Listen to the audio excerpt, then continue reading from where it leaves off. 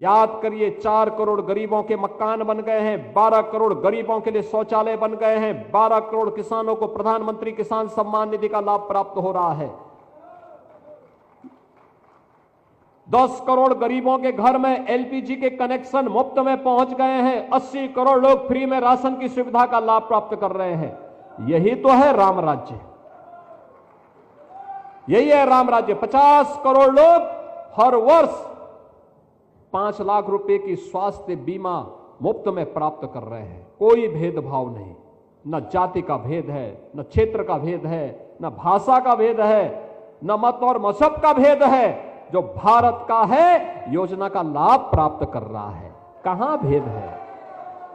यही तो राम राज्य है, यही राम राज्य है। लेकिन आध्यात्मिक और सांस्कृतिक रूप से समृद्ध करने का दायित्व तो आप सब पूज्य संतों के हाथों में है।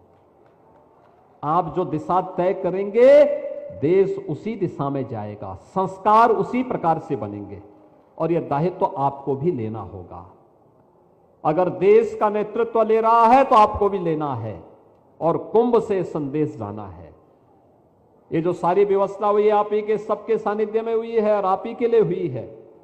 कुंभ तो आपके लिए है, आपके सानिध्य में करोड़ आज के दिन पे यानी 13 जनवरी से अब तक, कल तक 10 दिन में 10 करोड़ लोगों ने स्नान किया है। आज 2 करोड़ श्रद्धालु प्रयागराज में महाकुंभ नगर में हैं। दुनिया के अंदर कहीं इस प्रकार का आयोजन नहीं हो रहा, कहीं नहीं हो रहा है, कहीं नहीं हो सकता। ये सामर्थ्य केवल आपके पास है, आप कर सकते हैं। और अगले 35 दिनों के अंदर यानी 45 दिनों के इस महाकुंभ आयोजन में 45 करोड़ से अधिक श्रद्धालु आने वाले हैं। 45 करोड़ से अधिक श्रद्धालुओं का मतलब दुनिया की तीसरी बड़ी आबादी, तीसरी बड़ी आबादी। इतनी बड़ी ताकत किसी के पास नहीं है दुनिया में, ये केवल भारत कर सकता है।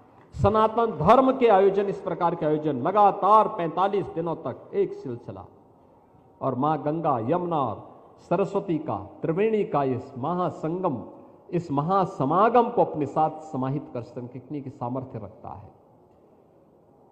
आप एकता पे ध्यान दीजिए, भारत समृद्धि की नई ऊंचाई को प्राप्त कर लेगा। आप बांटने वाली ताकतों से सावधान रहिए। भारत अपनी समृद्धि को और अपना स्थान पुनः विश्व के अंदर बना लेगा, कोई समस्या नहीं उसमें।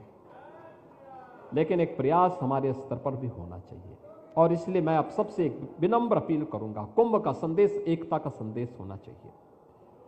कुंभ का संदेश ऐसा संदेश होना चाहिए कि हम जाति के नाम पर नहीं बटेंगे, क्षेत्र और भाषा के नाम पर नहीं बटेंगे, किसी अन्य वाद के आधार पर नहीं बटेंगे। हम सनातन धर्म के अंदर भले ही हमारे हर उपासना विधि अलग अलग हो, पंथ मत और संप्रदाय अलग अलग होंगे, लेकिन सबका लक्ष्य सनातन धर्म के मूल्यों की रक्षा करते हुए भारत की मजबूती होनी चाहिए। भारत एक भारत और श्रेष्ठ भारत का होना चाहिए।